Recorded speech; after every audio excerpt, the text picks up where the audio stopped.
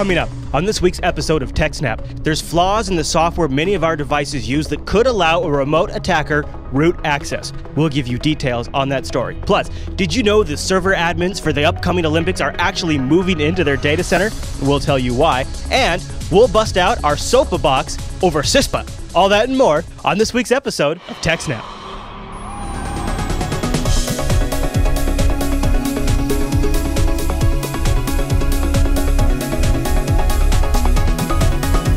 Hi everyone, and welcome to TechSNAP. This is episode 53 of Jupiter Broadcasting's weekly systems network and administration podcast. We streamed this one live on April 12th and released it later that evening, April 12th, 2012. This episode is brought to you by GoDaddy.com, and I'll tell you more about them as the show goes on. And the live stream is powered by the unbelievably epic ScaleEngine.com, which is really quite fantastic. My name is Chris, and joining us like every single week is the admin, the tech, and the teacher, Alan Jude. Hey there, Alan. Hey, Chris. Everybody, thanks for watching. Hey, man. Welcome to episode 53, and congratulations. Yes. I believe you and ScaleEngine survived Operation Global Blackout 2012 that struck the internet this weekend. No? Oh. No? You didn't have any this problems? Weekend? I was on vacation this weekend. No, but I do believe we were one of the first people out there saying this is total crap. Well, that was supposed to be for April Fool's Day, right? We long past this then, didn't we? Yeah. I thought it was last weekend. Well, it was a total bust. That's all I remember. I just wanted to reflect on the fact of what a bust it was. You know what it was? Is I was watching an old clip of the show this morning on the live stream. Ah, yes. And I was watching us bust. I was like, we were totally right about that. Yeah, we kind of totally forgot about it last week, but it made sense to follow up on it. It was a total non-event, yeah. So there you go.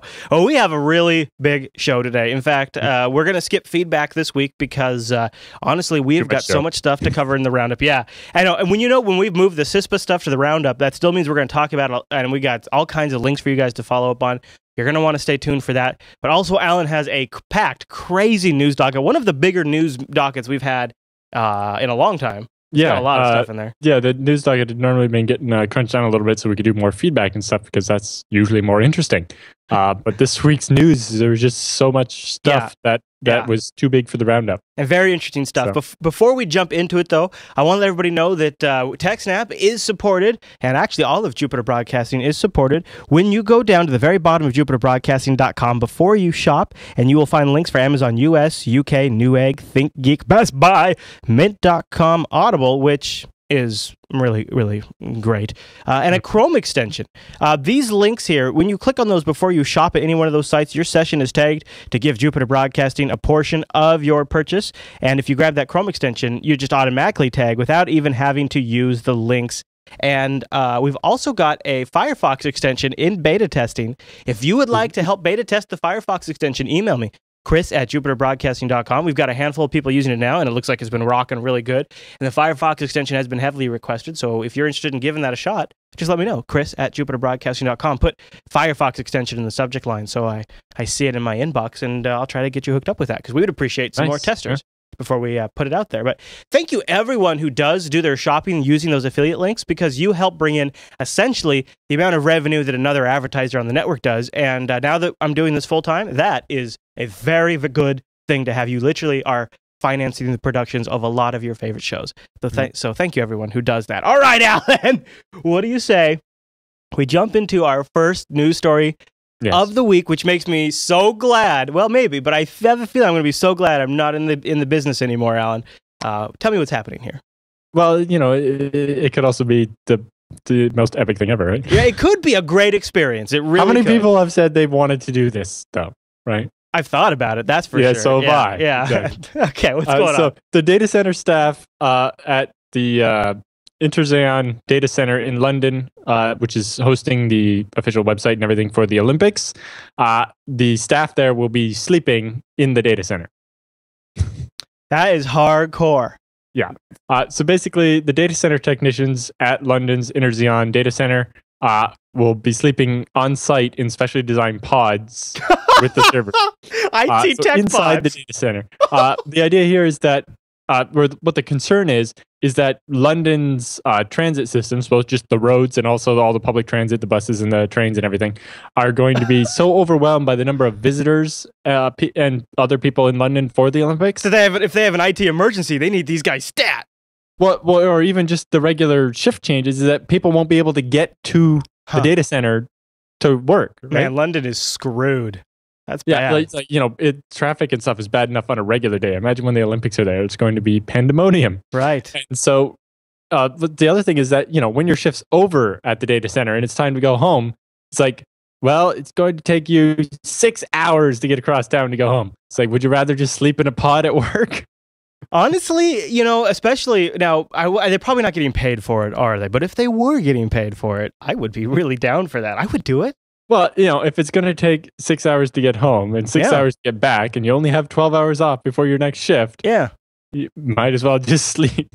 It's like a little break. It's kind of like a work vacation, sort of. It does, though. It's special just for the Olympics. It's going to be a crazy time anyway. I don't like the whole pod aspect of it, to be honest with you. Something about it. Now, the issue here is, in a regular data center, there wouldn't be anywhere to sleep at all, right? Right. They are in the data center. These pods are in the data center. Yeah. Well, depending on the data center, there might not be anywhere else to put you, right? Like some data center, like the data center that we're at in Toronto, it has an attached office space. And, I commented to Stefan, it's like, if we ever have to sleep there, I call the couch. Right. Up here, they have like a couch and a 40-inch or like a 60-inch TV, and there's, a nice like client meeting room and stuff. I call dibs. Yeah. Dibs on the couch.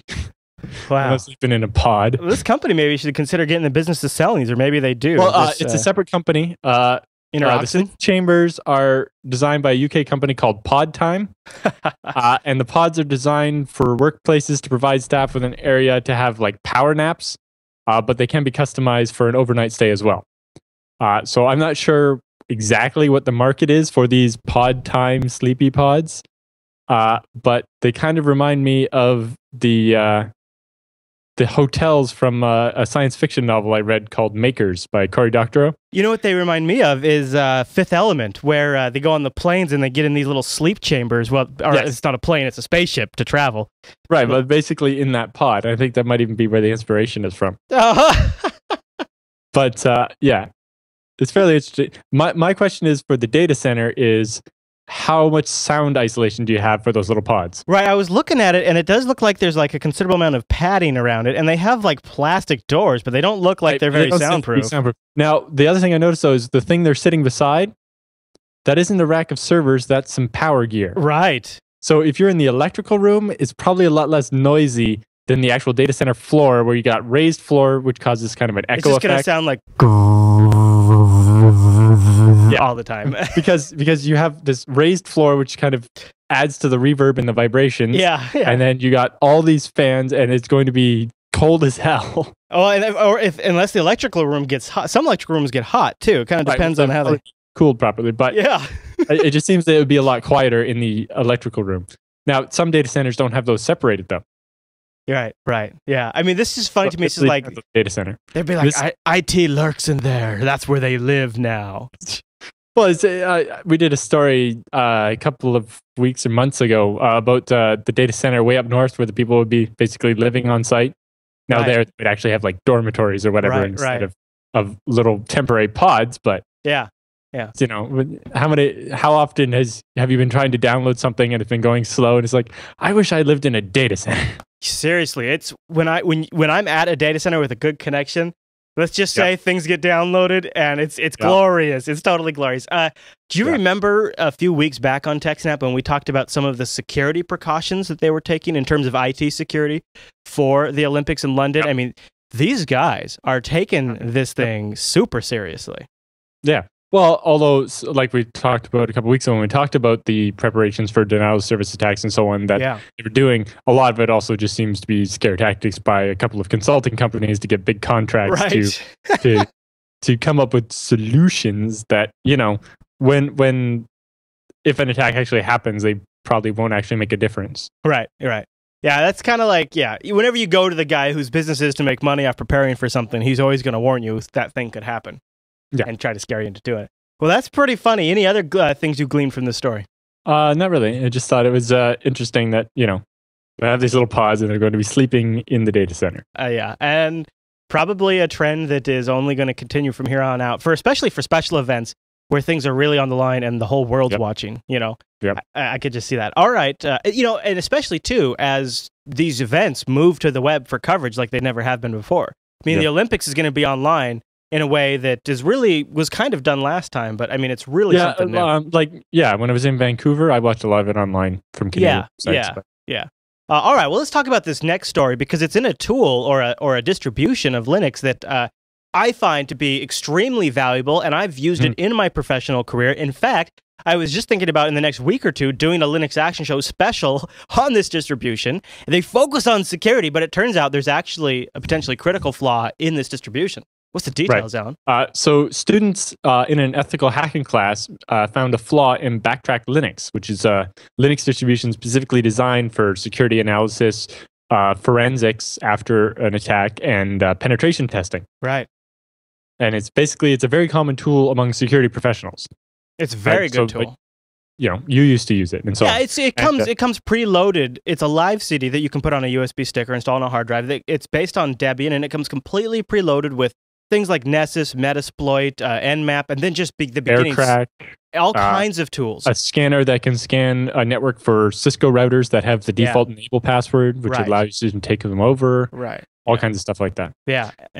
So basically, the vulnerability has to do with the improper input validation in the WICD, which is the wireless connection controller, womp womp. Via dbus. So basically, it would allow an attacker to cause a script or an executable to be run as root whenever a dbus message comes in, like saying you connected to a new Wi-Fi network, or a new Wi-Fi network is in range, or anything like that. So dbus being like the little backend system that Linux Desktop used to pass messages between applications. Yeah. And basically, WICD doesn't check the messages are valid well enough. And so a message could be passed that would actually cause WICD to run some random command as root. And so an attacker could cause your BackTrack machine, which you're trying to use to do forensics or something, to do something you didn't intend for it to do. Right. So it's still a valid tool. Yeah.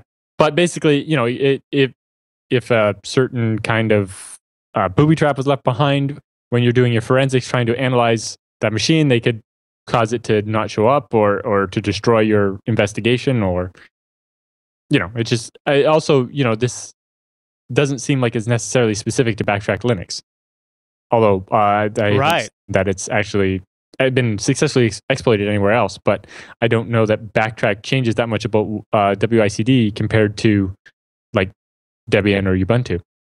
Hopefully, they intend to have a very fast response to this, because I think they have a patch. The ethical hacking class that found the exploit created a proof of concept and a patch to resolve the issue and published those.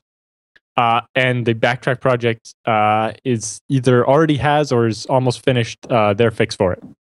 They typically don't have very frequent releases. Like I've actually seen like a year go by between releases or more. And also, unlike a lot of other distros, as soon as a newer version comes out, all the old versions are unsupported now. Right. Yeah. Cool. Because this is supposed to go in a toolbox. It's not meant to run as a desktop, right? And so also that means that this is not necessarily as critical a vulnerability as if this same thing maybe existed in Ubuntu or something. I would agree, and I would think that it would, but I don't know why, unless they've made some sort of specific modification. They might have had to open up WICD a bit in order to do some of the AirCrack and RFMon and stuff like that they do in BackTrack that might be it, for hacking wireless. Right. So they might have had to make some changes there and specifically allow some things that normally wouldn't happen, and they allowed too much or something. So what do you think? Should I wait? I probably should wait before I talk about it in the last, though, right? I mean, not the news story, but I mean, I wanted to actually feature a review of the distribution and tell people how they could basically hack themselves. And I don't know, should I recommend something that has a vulnerability like this? I'm sure the fix will be out soon. Well, there's a patch out now, but okay. All right. Well, if using it as a live CD, there's kind of limited amount of damage you could possibly do. That's very true. There, by the way, if people hear pounding in the background, that's not or that might be somebody at Alan's door, as far as I know. But I believe it's people working on his plumbing. Yes. The Canadians are famous for clogging their plumbing. They have very small tubes in Canada, so they have to come in there and get them fixed all the time. Random. Any other thoughts on that story, Alan? No. All right. Well, let's talk about a piece of software that's considered by most to be infrastructure, but all of us use it in almost tons of pieces of equipment we have around our house. I don't think there's probably anybody out there that doesn't come in contact with a Samba server at least at some point. And now there's been a flaw found in Samba, which, of course, I think a lot of people, when they think Samba, they think Linux. But it's not just a Linux thing. It could be in a Linux. It could be everywhere. BSD. It's on Mac OS 10. It's everywhere. So what's happening? It's in your routers and your media centers. Yeah. And I heard you like Samba, so we put some Samba in your Samba. Yeah. And there's Android apps that are a little standalone Samba server that you can start up, and they show up on your Windows network if you have a Wi-Fi connection as a Samba file server. Yeah. So basically, Samba, there's a flaw in Samba, and it basically has fairly widespread implications because of what it is and how serious the flaw is. Oh, okay. So basically, a critical flaw in Samba, the open source Windows file sharing server, which allows you, basically, it makes a Linux server look like it's on your Windows network as a Windows machine. Mm-hmm. But basically, it allows an unauthenticated user or attacker to gain root access on the machine. Ah, crap. So it's basically the worst kind of vulnerability that there is, because you don't have to have a valid user account or anything before you can exploit it. Right. And it affects all versions of Samba going back as far as 3.0 through 3.6. Whoa. Yeah. So specifically, it affects a number of the older versions as well, including versions that are not supported anymore. But the Samba project did go as far as actually releasing patches even for the older versions that they don't actually support anymore. Oh, look at that. Good guy Samba. That's cool. Well, that might have to do with my next point, is that because Samba is embedded in so many devices, like most home routers now, right? They have like a USB port, so you can plug in an external hard drive. Or like a ReadyNAS or something, any of those types of... Or like your EEE server and everything. Even, a little print server you have, a little device you bought to make your printer share it on the network. Samba is a print server as well. Most people don't know that. Mm-hmm. And so it's in everything. It's in your Apple devices, it could be in your cell phone. Mm-hmm. Routers, set-top boxes, print servers, NASs, media centers, so on and so on. Starting with iOS 5 and starting with Mac OS 10 Lion, they don't use Samba anymore. But iOS 4 and Mac OS 10 Snow Leopard and Back all use Samba, which are still actively used. Yeah, and so they've released version 3.6.4, which has the fix. But the main problem here is that it's built into so many things that are hard to update. Yeah, or don't have clear update procedures, or don't update anymore. Right, and so I think that's one of the reasons why they released the patches for the older versions, is to try to simplify that process of updating some of those older devices, like routers that have the USB file sharing abilities. It would be harder to say change from version 3.0 to 3.6 of Samba on those. Mm-hmm. But if it's just a small patch or a binary update, you could apply to Samba 3.0, right. And that would make it easier to make firmware fixes for these devices. Yeah, because Samba 3.6 probably has an entirely different set of library dependencies, probably different system resource requirements, all of which really matter on a little Linux. They actually have a newer Linux kernel requirement or something. And, some of these old, like an old router you're running in the corner somewhere, probably doesn't have a recent version of Linux on it either. Right. But basically, it's a remote pre-authentication vulnerability, which is basically the worst kind because there's no preconditions for being able to exploit it. You just walk up to it and exploit it. You just have to be on the network that the same network the Samba server is. Yeah. So if you have a Samba server, make sure it's not facing the internet. But basically, the fact that Samba is one of the most commonly embedded bits of open source software means that the vulnerability is likely to exist in the wild for an untold number of years to come.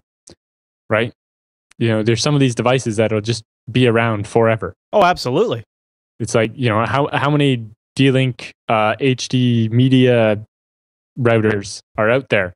The ones that act as your media server as well. Mm-hmm. They've sold a lot of those, and I'm sure none of them will ever be updated. Right. Or how many? Less than % of them will ever have their firmware updated. Yeah. How many devices? There's thousands. There's thousands of devices. Thousands of different devices that have sold millions of units. Yeah.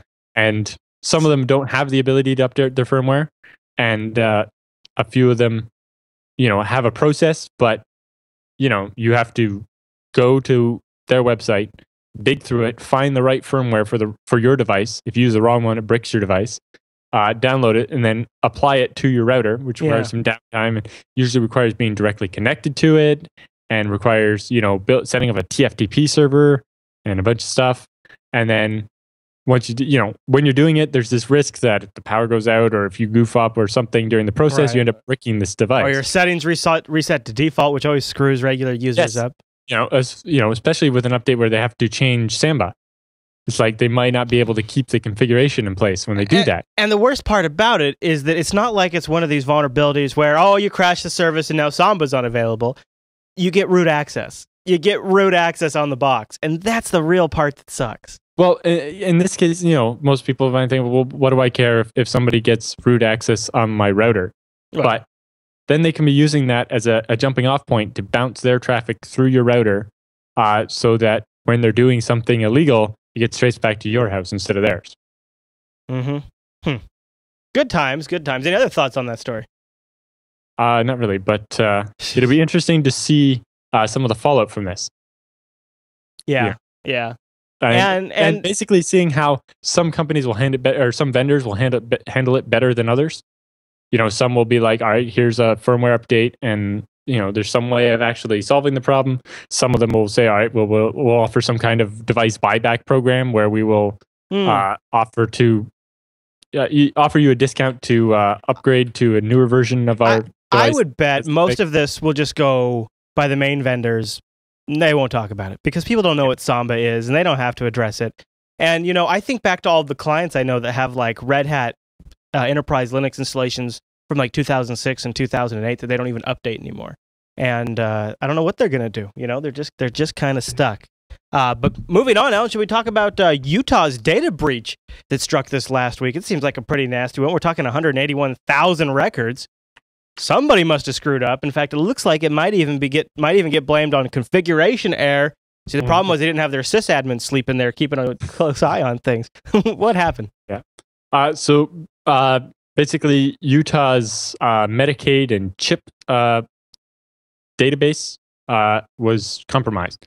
So basically, they have this database where healthcare professionals like doctors and hospitals can basically send information about a user and query to see whether that person is covered by the Medicaid system.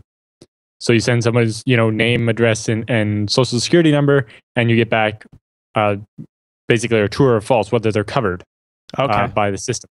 And basically, that server wasn't configured properly, and someone managed to break into it and steal that information. They stole 24,000 files that contained the requests, so the personal information for basically 750,000 people in Ohio. That had most of the pretty much all the people that were affected had been to a healthcare provider within the last 4 months in order to trigger a query for them to be in this database. So as many as 280,000 people had their social security numbers leaked as part of the breach. And then a further 500,000 people had less sensitive information, being their name, address, and birth date leaked. But, your name, address, and birth date is quite a bit of information. Yeah. Definitely gives people a start on where to narrow things down for logins and whatnot. Yeah. So the Utah Health Department warns people also to watch out for scammers. They say, if your data was leaked, they're going to send you an official letter, and it'll describe what to do. And they are also providing 1 year of credit monitoring for anyone whose social security number was leaked.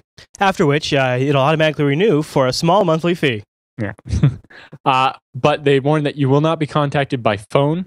So if someone phones and pretends to be from the health department or whatever and is trying to get your personal information to tell you whether you were leaked or not or something, that it's a scam. Okay. And that you should never give out your personal information via the phone when they call you. If you call someone if you call the government or trying to interact with them, you may need to provide certain information, but they won't call you and ask for your information. Don't call us, we won't call you. Something like that. No, nothing like that. Basically, if they call you looking for information, they're most likely a scammer, and you shouldn't give it to them. Right. Don't worry, we won't call you. That kind of, yeah. So if someone is calling you, it's not actually us. Beware of the fraudsters. Right. That sucks. That's unfortunate because, this is a scenario where consumers have absolutely no control, and there's nothing people could do that are the personal, stakeholders of that information. There's no option for them. They went to a medical provider, and that just put them in a system that was exposed, and now their information's leaked, and nothing they can do about it. So quotes from the official announcement, a configuration error occurred at the password authentication level, allowing a hacker to circumvent DTS's security system.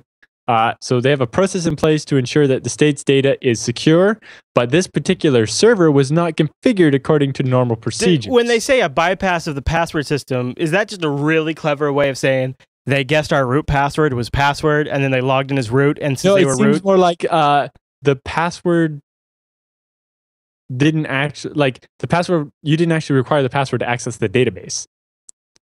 That's a facepalm moment. Machine, but you didn't actually require a password to access the database. It's cool. So it's just medical records. Our servers are all very secure, but this one wasn't configured as a server or something to that effect. DTS has identified where the breakdown occurred and has implemented a new process to ensure this type of breach will not happen again. Oh, sure, of course. They had secure processes, right? And somehow one server, I'm sure it was only that one server ever, didn't go through that process. Right. And now they've implemented a new process to make sure that they follow their process. Well, it's like we always say on TechSNAP, Alan, if you think your systems are maybe vulnerable, have some security issues, just develop a good process and you're fine. Yeah. You just need a good process. What a bunch of idiots. So, basically, there's no details about what specific configuration error or what kind of a system this was. Surprise. Actual security they had. Right. But it is interesting to see that they are actually accepting the blame for this failure. Rather than blaming cyber criminals or making vague references to advanced China threats. Yeah. Or China or whatever. Right? They're basically, this is a time where we're seeing it not being used as a case for why the government needs to control the internet. They're saying, you're right. The Department of Technology Services totally effed this up and just left it wide open on the internet. Maybe that's why they're being so clear about it, is because they don't want it to get turned into that, because so many of these stories do get turned into that. Yeah. Although it does kind of open them up for some liability. Like, this is why companies normally avoid taking responsibility when, if this happened at a private company instead of at the state, I'm sure they wouldn't have said that, we goofed up and forgot to secure this server. Well, just for future reference, if JupiterBroadcasting.com is ever hacked, and I say it was China, I'm not lying. You're right, Alan. That's actually, though, a very good observation. Any other notes? In the show notes, we have some links to Threat Post, which has a good write-up about it, and the official statement from the Utah Health Department. Threat Post rocks it. It really does. Yeah, Threat Post is really great. All right, should we move on to our next big story? Yes. All right, this one's interesting because I'll be honest, I don't know about you, but I'm actually a huge fan of HP's enterprise switches, like the 3500YL, and all of those switches are, I think, some of the greatest switches I've ever used. But now you're about to change all of that, aren't you, Alan? Not really. Okay, good. But HP is warning their customers that the switches bought during a certain time period may actually have malware on their compact flash cards. This house and all this network right now and all of this gear is running through an HP switch. So, Okay, all right, good to know. So basically, HP switches in the 5400 ZL series, which includes, I think, 15 different specific models. Oh, that's a little rich for my blood. Including some large chassis-based ones. Yeah, those are big boys. Basically, the compact flash cards that are in them containing the configuration and HP software and so on may actually also contain malware. Now, the malware doesn't actually harm the switch in any way, because that could actually be, if HP was specifically targeted in this attack, then it could be software on the switch that would cause the switch to perform weirdly on a certain occasion or something. But it's regular PC malware. So HP's warning that if you try to stick this compact flash card into a computer to even just reuse it as a spare SD card or whatever, that it could compromise your computer. So okay, so it's got like Windows malware on an HP SD card.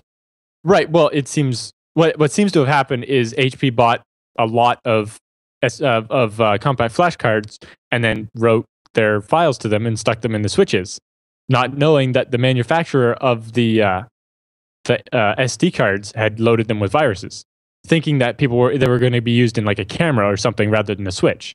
Well, here's a great idea. Format the cards before you install them in your machinery. I mean, you know? Yeah. Well, honestly, you think they'd be using like an image or something. Yeah. Yeah, actually you would. Maybe the thing with an image is that would be a fixed size. So if you have different size SD cards, you would want to write to the file system instead.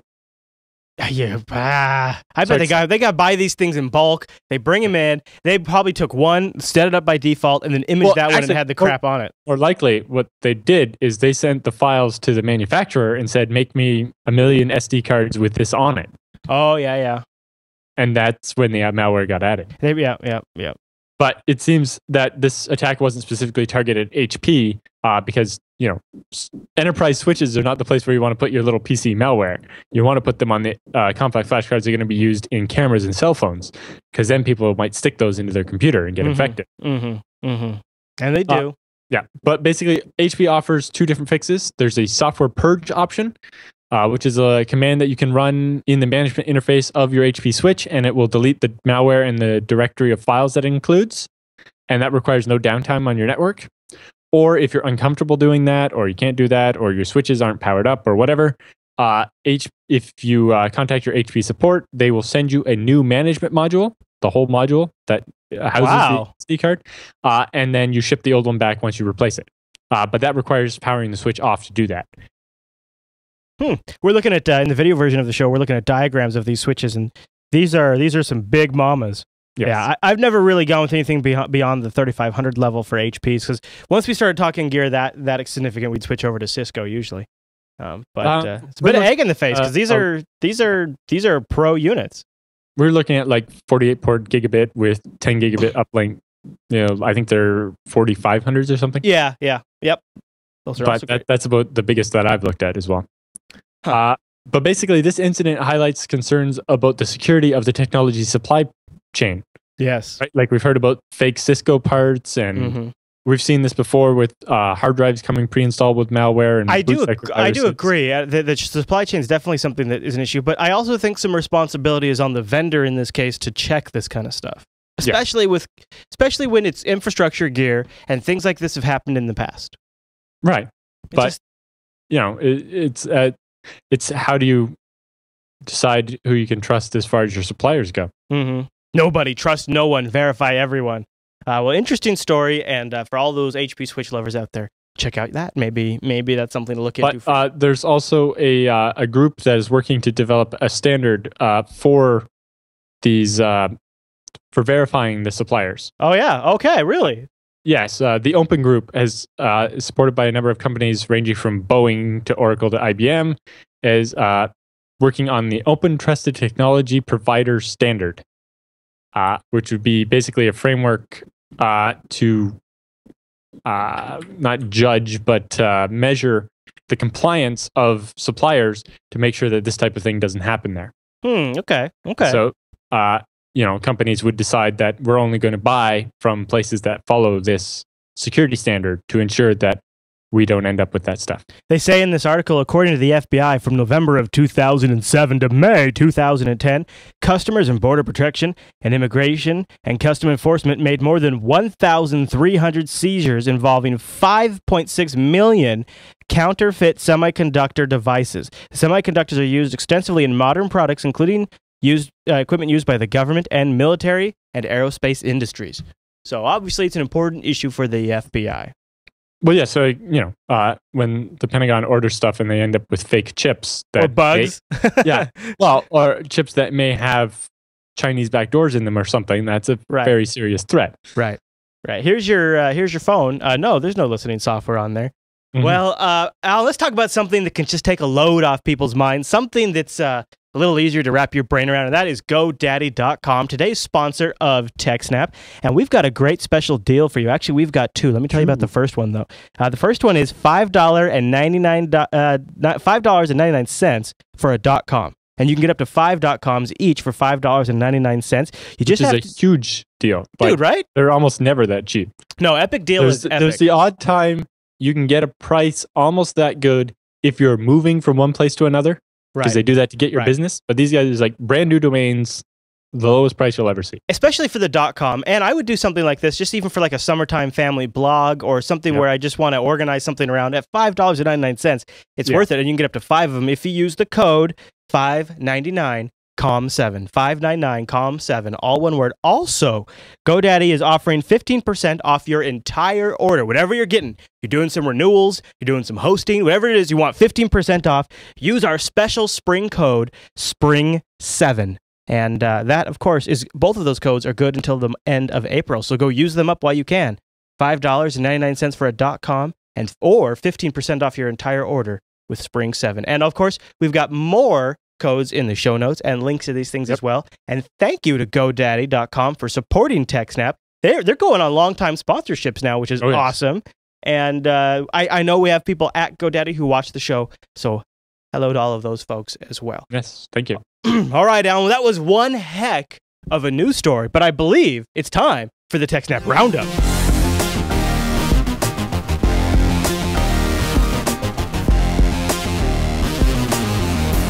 And welcome to the TechSNAP Roundup. Yeah, that's what that crazy music means.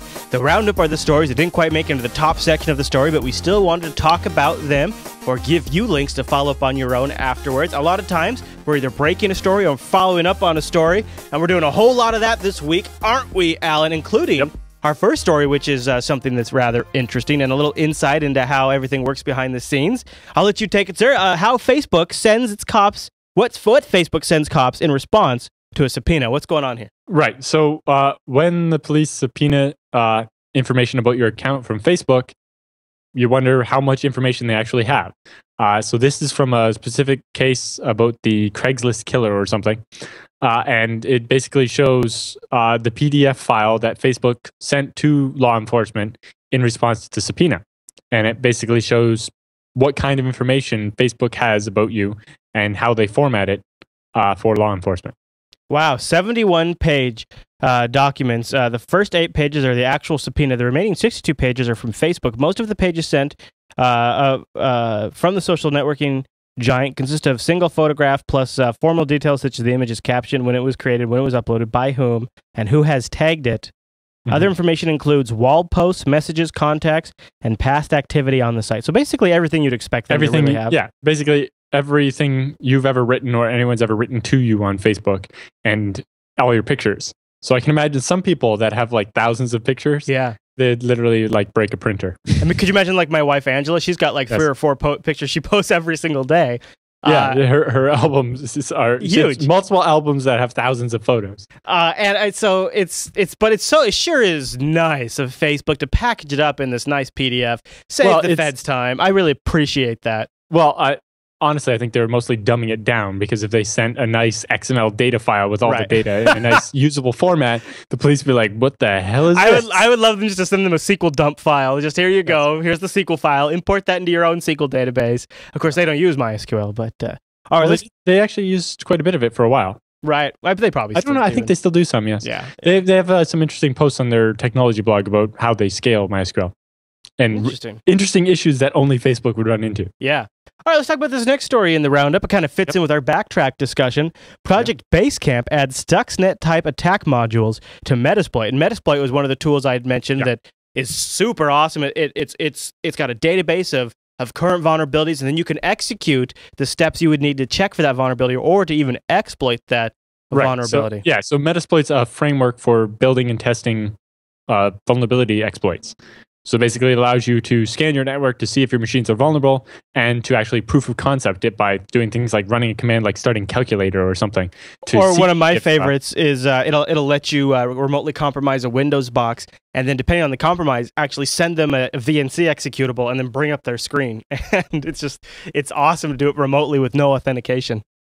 Right, and so basically it's a framework for building and testing these exploits. Yeah, and they've added 3 or so modules to it for exploiting PLCs, or programmable logic controllers, and SCADA systems. So basically the same type of attack that Stuxnet used to take out the Iranian centrifuges. Right. So some other popular PLCs that are used in power plants and water refineries and that kind of thing. they basically published their exploits for them in a usable format. Now, this next one I think I'm going to butcher because I think it's French, but I'm going to give it a shot. The Ninth Court Circuit hands down Inkbach. Basically, the Ninth Circuit Court in the U.S. has said that violating the terms of service or the use restrictions doesn't put you in violation of the Computer Fraud and Abuse Act. Inkbach? How do you say? You got to give it a shot, Alan. Come on. Unback. Well, I got close. No, I didn't. I got like 50% close. It's like EN. How are you getting a C sound in there anywhere? Oh, good point. Good point.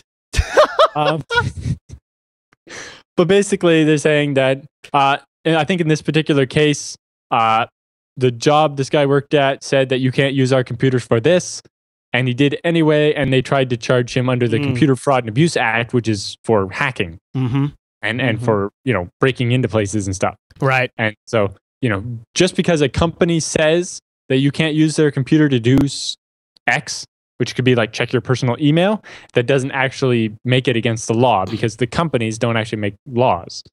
So only things that are against the Computer Fraud and Abuse Act are, but the thing is the Computer Fraud and Abuse Act has a few vague clauses that include doing anything unauthorized, which, being in violation of the terms of service or the use restrictions would technically be unauthorized. It sure is, yeah.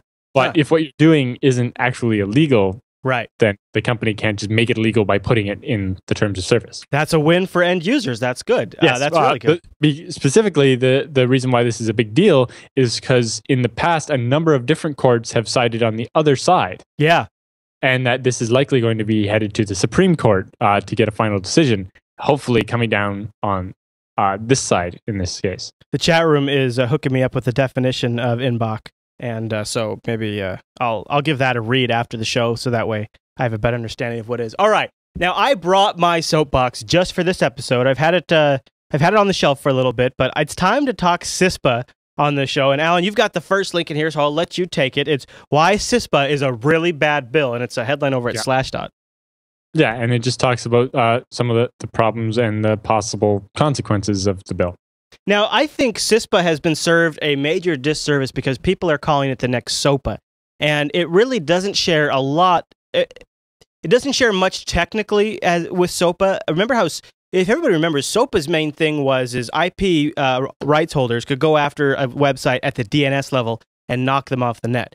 CISPA is more about monitoring your internet activity via your ISP and having that report back to private corporations and the federal government. Sort of this revolving exchange of information that is very specifically making your ISP exempt from wiretapping laws that say they can't watch everything you do. Specifically in CISPA, it says no other privacy law will override this law. So there's, I guess you could even take that into interpretation as the U.S. Fourth Amendment, which has been tried in court and was found that people have reasonable expectations in their email and things like this. This will override that. Because now, of course, an infograph is never the best source of information, but if you guys just want a quick breakdown of it, we do have a great infograph included in the show notes. And what CISPA is after is efforts to degrade or disrupt or destroy government or private networks. That makes sense. And then private companies are supposed to share with the government any cyber threats, but it's a voluntary sharing. Theft or misappropriation of private or government information. Intellectual property, which in this context means anything from Photoshop to the latest Nickelback album. And misappropriation in this context means any wrongful borrowing. So actual file sharing would qualify under CISPA for monitoring and logging and reporting to the government and to private industries. Right, and specifically it has clauses about efforts to degrade, disrupt, or destroy cyber threat information or cybersecurity systems. So technically that could include encrypting your traffic with something like Tor. Because that interferes with their ability to spy on you, that would be against the law. Yes, and the proponents of this bill are being much smarter. Not only is it a whole slew of technical companies that are behind this bill, but the way they're spinning it is to try to make it sound like it's not such a bad thing. For example, sharing of information is completely voluntary on the part of the companies. So as far as the bill supporters' bills are concerned, that should be enough to end any privacy concern debates because, well, the companies are entering it voluntarily. The U.S. federal government isn't going to them and mandating that they do this. AT&T can decide that my privacy is not worth anything, and they can just give my information to the government. And remember, if they do that, they are then legally immune from anything that they might have leaked. It goes on to say that CISPA states that any entity providing information can't be an individual. So, like, I couldn't give them hacking, vulnerability information that they could share. But the data that they can collect is from, like, a corporation. So, and that data would be something like the user's traffic, user activity, etc. will all be included. There is no incentive in the bill to anonymize this data. There is only a clause that permits anonymizing if the provider wants. The bill clearly states that the information may be shared, notwithstanding any other provision of law. Mm-hmm. And you see, this isn't just a U.S. thing, because there's a lot of sites on the internet that live in the United States of America, and this law is specifically being custom tailored to take out foreign cyber threats.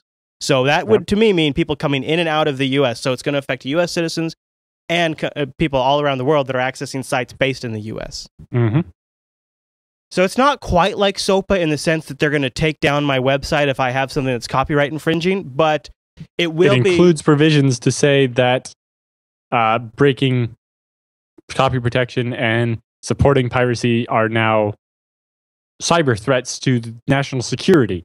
Right. And that gives them a much wider berth to do whatever they want with it. Right.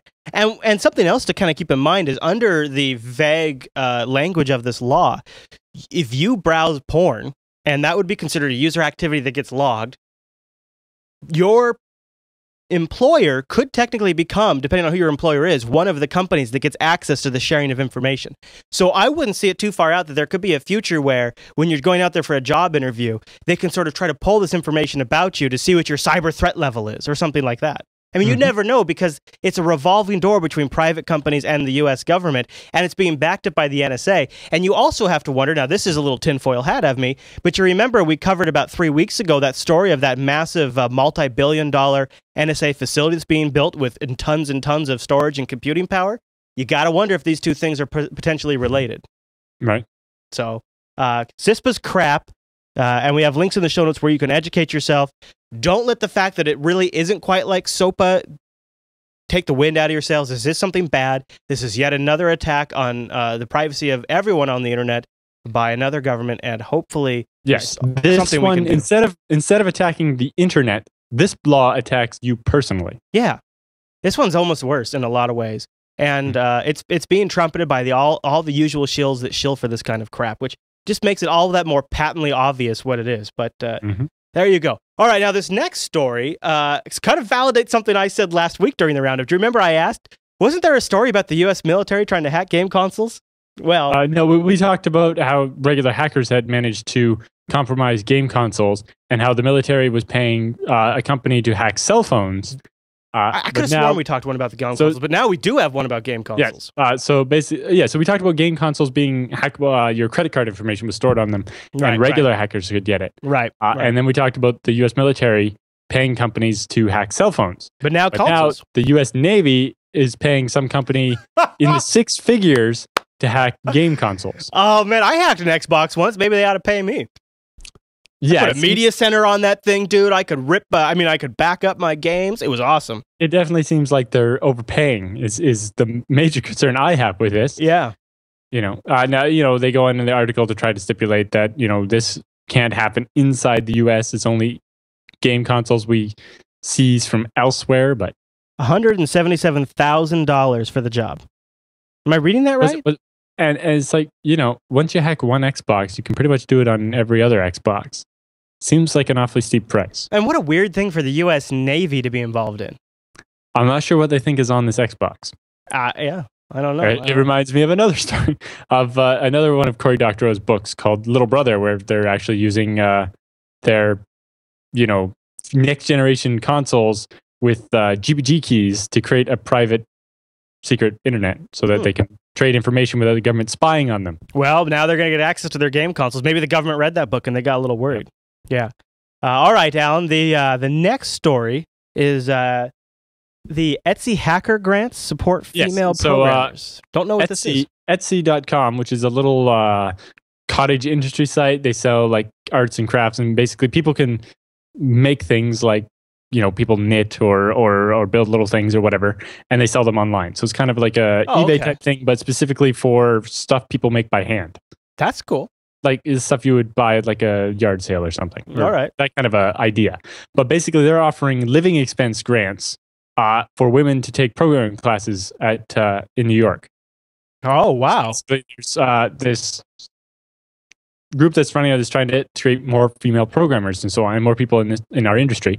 And they're doing the first run with I think 20 students, and then over the summer they're going to have an expanded version where they offer 40 grants. So not only do they get living expenses paid for in New York, which I got to imagine isn't insignificant, but they also get $5,000 grant bonus. So that's a really cool, and of course the value of getting trained. I mean, that's a lot of value. That's awesome. If only I was a chick, right? How often have you said that? Am I right? All right, let's talk about this next story. Canada is creating their own competitor to Bitcoin. Right, Alan? Basically. It's a similar idea, actually. Yeah, okay. So the Royal Canadian Mint wants to introduce a system called Mint Chip. That's awesome.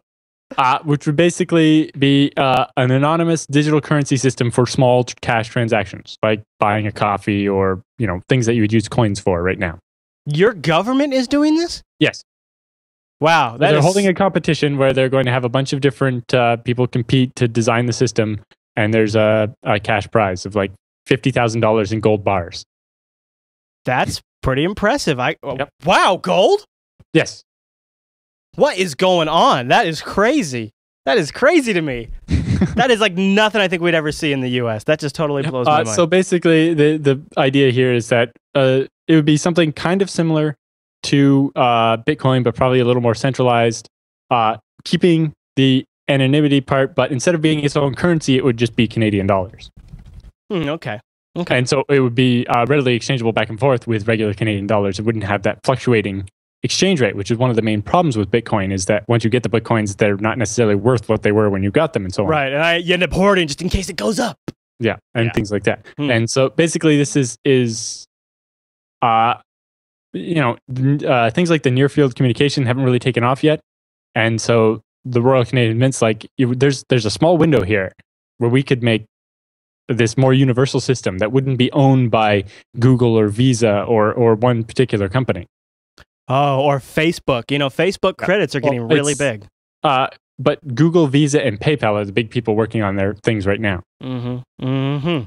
And in Canada, we have an interesting system because we have Interac, which is the company that runs our debit card network, and they have a number of interesting things. But there's some gaps, and the government wants to make sure that we stay ahead in this digital economy, and so they're having this contest to see.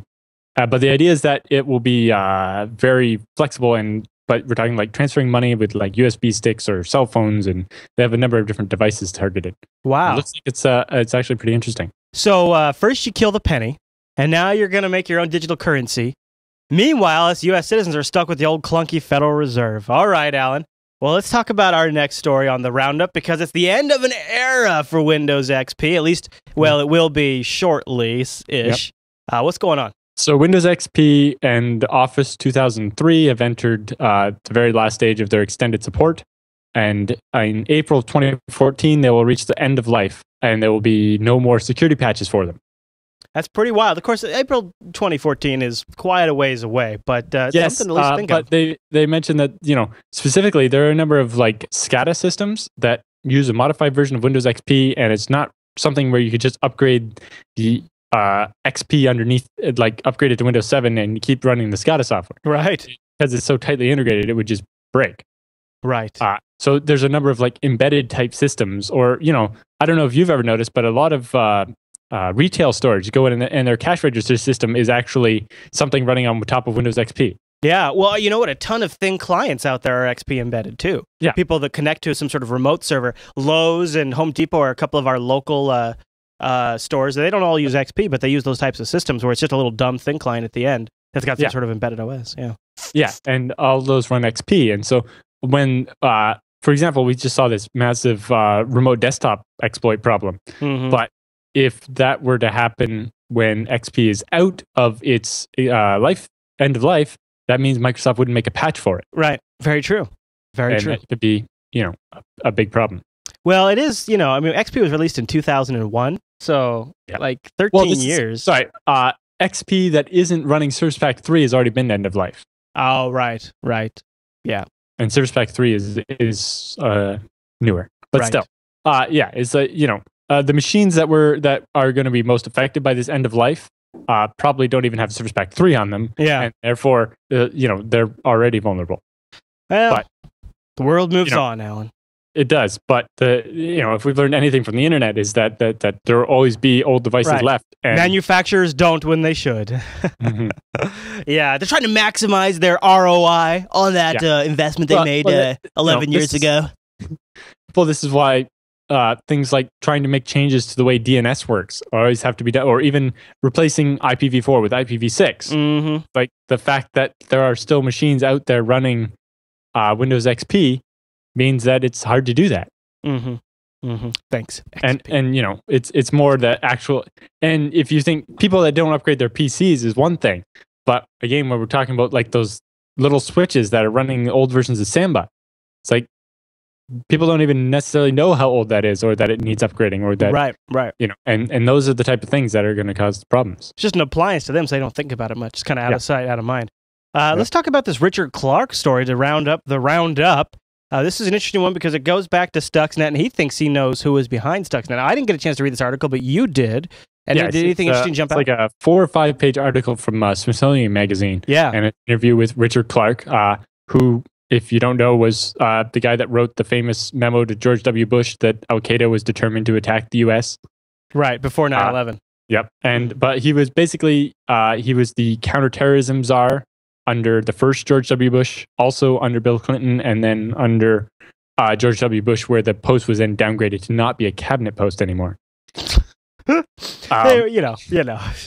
Hindsight, Alan. It's just 2020. Yeah. But his title was eventually upgraded to include cybersecurity as well as counterterrorism back in early 2000. Okay. And so that's why he's considered an expert on a lot of this He's stuff. got some background here, so he's got some cred. And he's published a couple of books, and now he runs a company that deals with cybersecurity, so you can understand why he's making these points. But, he talks a little bit about some of the things he's noticed, and, this is where we heard the story that he was saying that pretty much all the research and development in the States has been compromised and it gets shipped out to China. Right. Yeah, he was up there saying it's the China. It's the China, and the China's coming after us. They're getting all our secrets. He specifically had the quote about how the U.S. government spies on other governments like the Chinese does, right? And they're hacking other people's computers and doing cyber warfare. Yeah. But they don't go after commercial targets, right? The U.S. government, he says, the U.S. government wouldn't hack into Airbus, steal the secrets, and then give them to Boeing. Specifically, he was alluding to the fact that there's allegations that Chinese hackers broke into Boeing and sold the information to Airbus. And I think that quote's at the bottom of the first page. I have a hard time. He does lose some credibility once I realize he's got a commercial interest in this. Yes. But he does seem like a person that would be in the position to know what the heck he's talking about, too. Yeah. So. And basically, he may be slightly exploiting the fact that he's the guy that tried to warn us last time. So he's, if he gets to say, "I told you so" again, it'll look pretty good for him. And you're never going to be wrong. You're never going to be wrong predicting that something's going to get hacked. Right. And it's always, things are always going to get hacked. The flawed thinking is in that there is some sort of magic silver bolt that the government can introduce. Right. So yeah, interesting article. So yeah, it's 5 pages long. Link in the show notes towards the bottom of the roundup if you're interested in that topic. Good one. Well, that was quite the roundup. It's a good read. I recommend it. Now, we should also mention before we get out of here that we have a great TechSNAP subreddit where a lot of the stories for the roundup came from over at links.techsnap.tv, and you can go there and you can vote up or vote down some stories that you like. Actually, we need more people voting. We got to get, because we get a lot of great stories, but not enough people voting. So get in there, vote, and leave us your thoughts too. If you think you have a specific thought about a story or an angle or something you want us not to miss for the show, leave a comment in there. Again, links.techsnap.tv. It's a great way to contribute to the show, and it's often where a lot of the stories in the roundup come from. All right, Alan, well, I think that's our whole show. Yeah? Yep. Yeah, what do you think? Okay, all right. Well, let's get out of here. Let's give people the details. TechSNAP is live on Thursday afternoons at 1 p.m. Pacific, which is 4 p.m. Eastern or 2000 UTC. There you go. Look at you. You just busted out now. I like that. You can also catch it over at jblive.am if you want to stream the audio version while you're commuting home, or if you just want to listen from your desk and don't have video capabilities, jblive.am. And someone reported the pop-out player was broken, and it was still pointing to the old JB, and nobody had used it. But anyway, somebody complained about it this morning, so I rewrote it. So now the pop-out player, which is below the chat, you'll see there's a little link. It's kind of actually hidden down there. I couldn't find it. But when you click it, it pops out the video from the website, and now that window is resizable, and whatever size you resize it to, that's the size of your video player now. Yeah, so you can have your own window.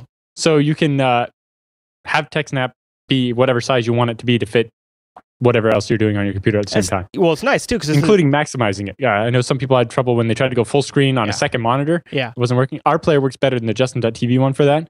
But if that's not working, you can now maximize that or just resize it to an arbitrary size with the pop-out player. Very nice. Very cool. So, yeah, I completely forgot about that pop-up player because it is kind of down on the page. But we put it there because people from time to time like to do that, and they like to bust it out of their web browser. So, all right, Alan. Well, great show, sir. And we'll do this whole thing all over again. TechSNAP comes out for downloads Friday mornings in just about any format you would like it over at jupiterbroadcasting.com. Be sure to check the show notes there as well. All right, everyone. Well, thanks so much for tuning to this week's episode of TechSNAP, and we'll see you right back here next week.